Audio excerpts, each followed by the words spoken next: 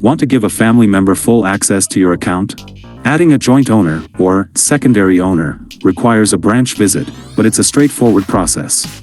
Welcome back to Guide with Samuel. Both you, the primary owner, and the person you're adding will need to visit a Bank of America branch together.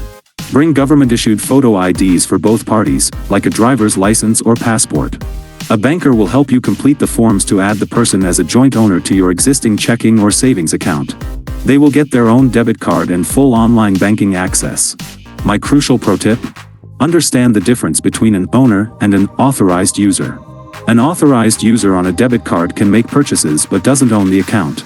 A joint owner has full legal rights to the money and responsibility for the account. Only add someone as an owner if you fully trust them with complete access and shared liability. Share account access formally and with clear understanding. What was the reason you needed to add a joint owner to an account? For more guides on shared finances, hit subscribe. Thanks for watching. I'm Samuel, and I'll see you next time.